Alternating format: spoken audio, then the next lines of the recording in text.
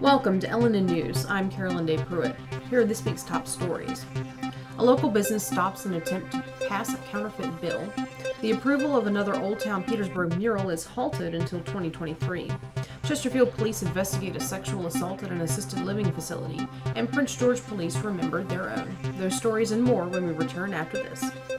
Warning, these products contain nicotine. Nicotine is an addictive chemical. The Vape Guys is where you'll find hundreds of e-liquids and a huge selection from salt nic options and disposables to hemp-based products and detox. The Vape Guys make you the star with their loyalty program, superior service, unrivaled selection, and the passion for vaping you deserve. The Vape Guys, 536 South Park Boulevard, Colonial Heights. The most rewarding part of my day would be seeing the residents putting a smile on their faces, especially if I have family members come up to me and say, "Oh, my loved one, they said they did this with you and they loved it," and that just makes me feel like I'm making a difference in their lives.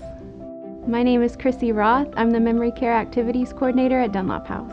We definitely make a difference in the lives of our residents, and I would encourage anyone to come to Dunlop House and see what we're all about. Dunlop House, more than a house, it's home. Welcome back to the LNN studio. First, let's take a look at state news. On Tuesday, December 6th, Governor Glenn Youngkin signed an executive order requiring all state departments and agencies to report fines, fees, and suspensions issued related to COVID-19 pandemic policies. The governor initiated a full review of those penalties, calling the fact that pandemic-era fines are still in place infuriating. The announcement was also made that Governor Youngkin's proposed budget, which he will release on December 15th, will include the official end of collection of all COVID-related fines and enforcement, as well as direct the Secretary of Finance to work with state agencies to develop a reimbursement process for individuals and businesses who paid unjust COVID-19 fines and fees. As part of that legislation, the administration will also restore business-related licenses that it says were suspended unjustly. There are exceptions to the governor's proposal. The reimbursements of penalties and restoration of licenses will not apply to hospitals, assisted living facilities, nursing homes, and similar healthcare facilities.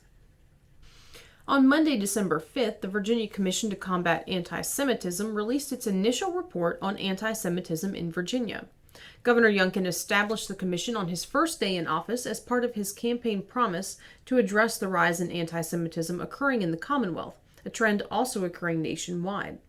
In 2021, anti-Semitic incidents in the U.S. reached an all-time high, with 2,717 separate incidences reported.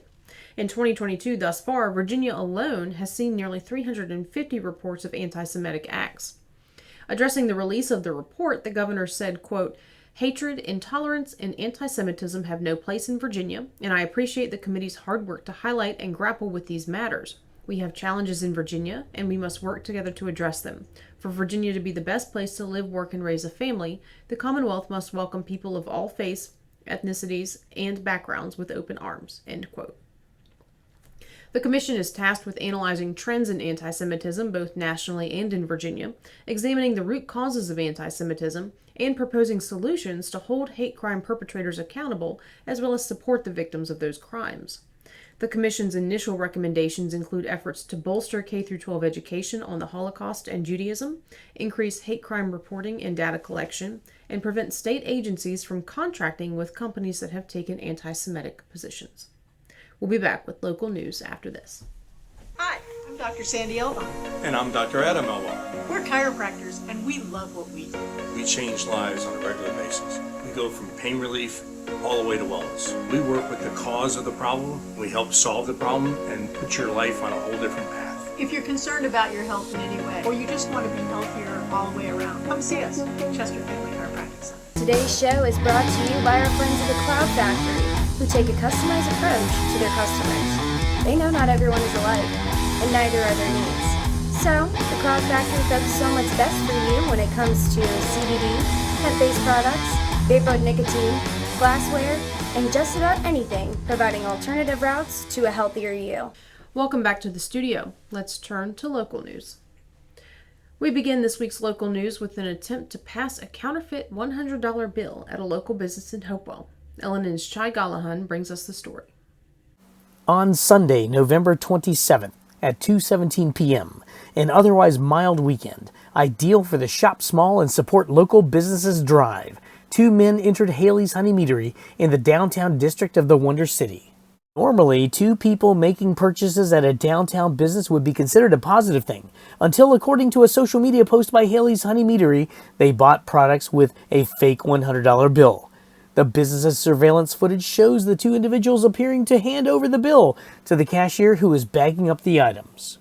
In the post, Haley's Honey Meadery stated, "Beware of these two and fake money."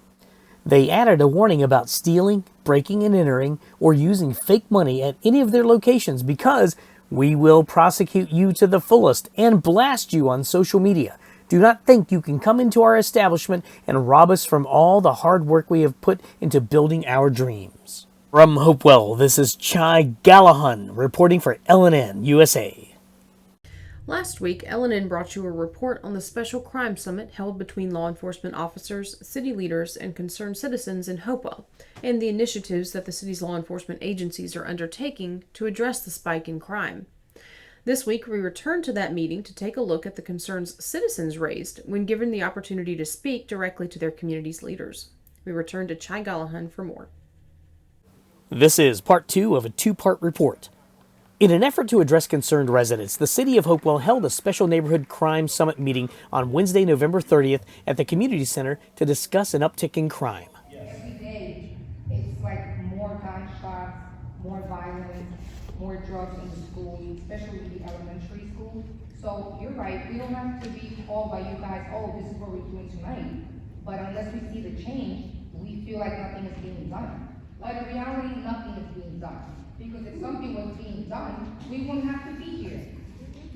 In reality, that's evident. We feel like you guys don't care enough. What I want you to understand is this, is that we are doing everything that we can. And here's the thing that we also have to understand, it doesn't happen overnight. We've been trying to do a better job with sharing of information. Are we 100% foolproof perfect? Absolutely not. But what you're saying has value. And you're right, we have to make sure that we close the loop with our citizens and that we keep our citizens informed. Another attendee remarked about police arresting suspects who were quickly released right back onto the streets. It's frustrating when we make an arrest and we do our job, but yet we still deal with the same offenders over and over. So please understand, I don't think there's a law enforcement officer in here that think that's okay. But that is something that is outside the scope of what we do, but we need support with that. We need it from our judges, from our Commonwealth attorneys, from our legislators. That is something that we need to improve on because that's feeding part of the problem. You know, 23,000 residents in the city of Hopewell, and we're really here tonight because of a very small number of people that is creating havoc for our community, and it's unacceptable. And we make arrests, and you're right, ma'am, they do get out in a very quick manner, and we're not pleased with that either. Unfortunately, I don't have an answer to that question. One of my suggestions is stop mixing the officers up. Take a few officers from Petersburg, put them in Hopewell. Take some Hopewell officers, put them in Chesterfield. Take some Chesterfield officers, put them in there. That way you can make the patrol back and write arrests because every criminal around here know every police that work for the department. Second of all, the stores, the gas stations, they should be held accountable for letting these drug dealers and thugs hang in their parking lots and hang out all day long. Another solution is to close the parks at dusk. We live next to the river park, and we have had our people come over from the river park, broke into our sheds, stole items, trying to take our jet ski. And also, there are people in there at night, and there's sometimes havoc going on. And if the gates never even close. My name is Philip Hughes. We are new business owners in downtown Hopewell. And I wanted to first say, before I said anything else, is very thankful to the police department and to the sheriff's department. You heard from the business owners that we needed more foot patrols, and your officer that's sitting back here stops by about 2 or 3 times a week randomly just to check on us. And we just want to thank you that you did hear us and that you guys showed up downtown. So thank you for that comment, and thank you, Sheriff. Thank you. From Hopewell, this is Chai Gallahan reporting for LNN USA. As the paint dried on one mural in Old Town, local art enthusiasts were looking for a second canvas of brick in Petersburg. But before fresh buckets of paint could be opened, the city's Architectural Review Board delayed the project. In a special ARB meeting on Wednesday, December 7th, the board voted to postpone the approval of the new mural project. While the mural on the corner of Bank and Sycamore Streets previously sailed through the board's approval process, the second attempt to bring a wall mural to downtown came up against stiff opposition. Representatives from the Petersburg Area Art League and Main Street Petersburg explained the advantages of the second mural. Hi, my name is Richard Cuthbert. I'm a firm believer that public art has the ability to be a powerful revitalization tool. When you look for the biggest, brightest impact as a community, first, is it a wall that wouldn't destroy the historic character of a building? It can't be an original exterior wall. We all agree to those kind of basic parameters. But I would look further and say, well, is it offensive? Right? Does it have a message that's divisive? We're going to tear down the community in any way, or be a poor reflection culturally of our community. And if it's not, and it's done by a qualified artist, and a property owner wants to put it on their property, you guys should say yes. Because especially in a situation like this where we can add some vibrancy to a drab green cinder block wall, it's a no-brainer. Hello, my name is Sol. I'm the Secretary of Talent and President. I'm an artist. I want to start off with saying that positive change is happening. Petersburg is definitely growing. And I think right now is a good time. It's a good time that we reflect that.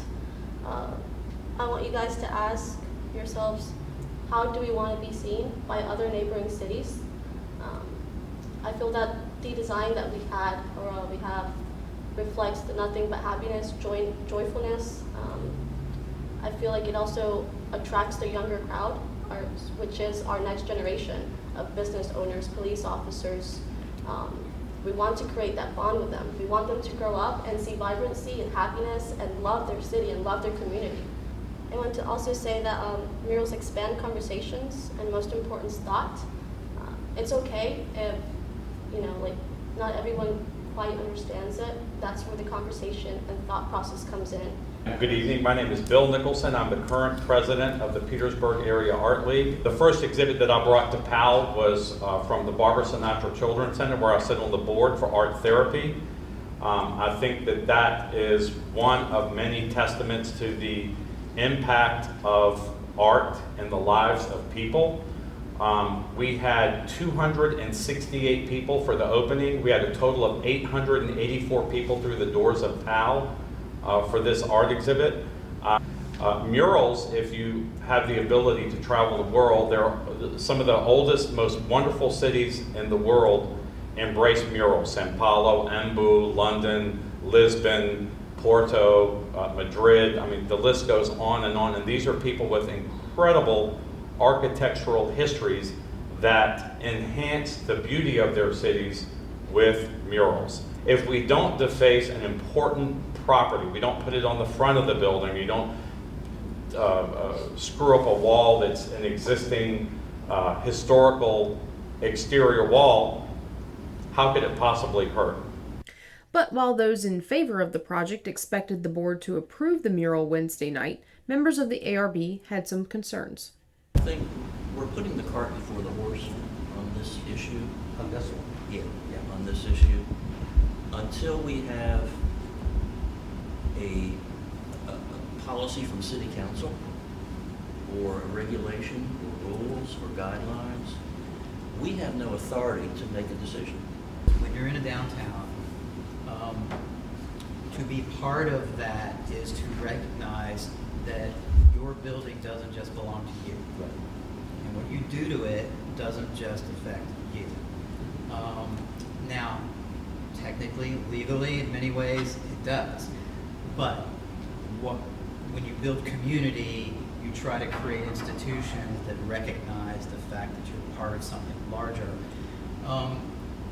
If we can't create an entity that can allow the community, the neighborhood, the downtown, the business owners when something is happening that might affect them to be part of the conversation, then it just ends up over here at this group or over there in that group, and somebody makes a decision and things just get going. It never backs up.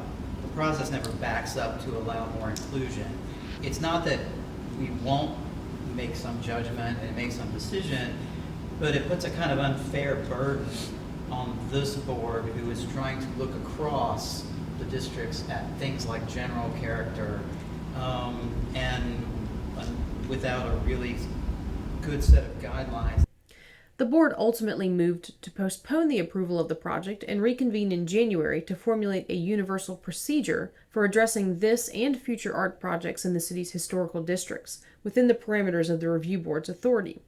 That procedure will still require City Council to establish a secondary board to approve the subject matter of the art itself once permission to create art in the specific district is granted by the ARB. We'll be back with more local news after this.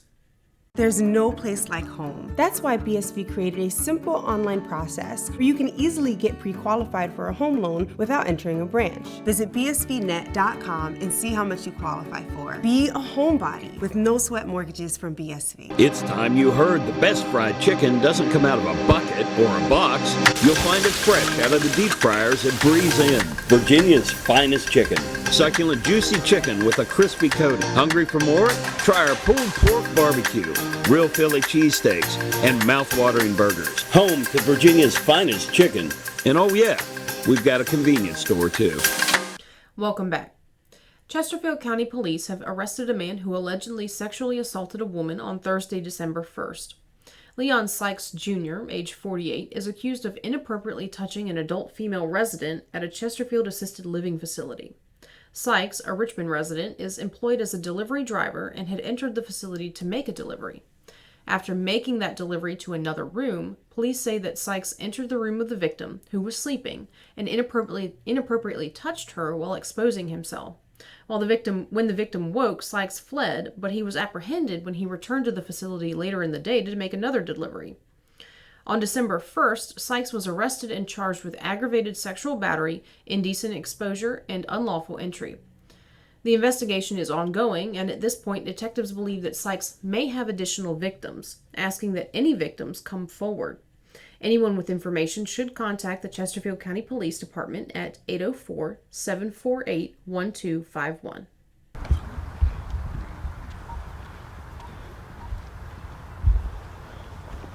Fallen and former officers in Prince George County are never forgotten. The Prince George Police Department holds an annual wreath-laying event in honor and remembrance of those who have served Prince George and are laid to rest in the county. The 2022 wreath-laying ceremony was held on Friday, December 2nd. The day started at 9 a.m. at Merchants Hope Cemetery, where those in attendance held a graveside wreath-laying ceremony for Shelley Sherman Crowder. The honor guard marched in silence to the gravesite, presenting a wreath.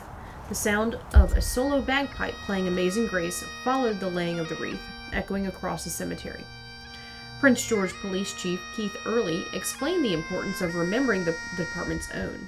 This is a tradition where we get together and we honor those that have served the county of Prince George. We have a ceremony here at Merchants Hope at 9 o'clock in the morning, another one at South Lawn at 11 a.m. where we honor the men and the women here, Shelley Crowder, for their life of service and how they've influenced our community, the individuals that live here, and our Prince George County Police Department team. So yes, there's a lot of pride and honor with this ceremony and remembering those that came before us. At 11 a.m., 5 additional former officers were honored at South Lawn Memorial Park, including Sheriff John Atwood, Trooper Leo White, Sergeant Cliff Scott, Deputy Claude Gatewood, and Police Chaplain Robert Livesey III. The annual event is important to the PG Police Department and a tradition the Chief intends to honor indefinitely. It is an annual event that we have been doing for quite some time and will continue to moving forward. The Small and Rural Law Enforcement Executives Association recently met in Orlando, Florida, to hold their first in-person conference since its founding 2 years ago. At that meeting, Petersburg Sheriff Vanessa Crawford was tapped to serve as chair of the organization's Board of Governors. The organization is made up of police chiefs, sheriffs, tribal chiefs, and their staffs from across the country. Since its creation, the organization has grown and currently has over 6,200 members. The Small and Rural Law Enforcement Executives Association is the only 501c3 nonprofit dedicated solely to supporting and promoting law enforcement executives and agencies that serve small, rural, and tribal communities across the U.S. The organization's qualifications for membership define small agencies as 100 or fewer sworn employees, rural agencies as those serving populations of less than 200 people per square mile, and tribal as any federally recognized agency serving a tribal community, band, nation, or other organized group of indigenous people of North America. The SOVA Chamber of Commerce is collecting items for Christmas care packages that will be given to 400 soldiers who were not able to return home for the holidays this year.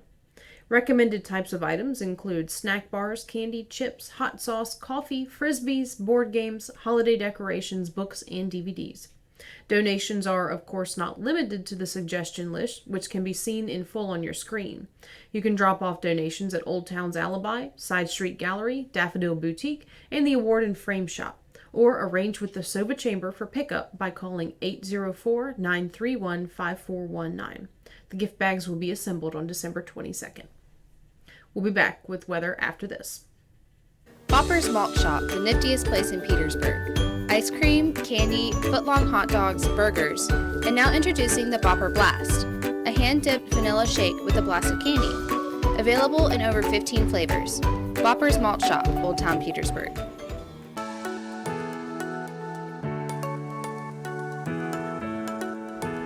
Yes, you can still get haircuts, colors, highlights, waxing services, everything that's going to make you look great right here at the Apothic Company.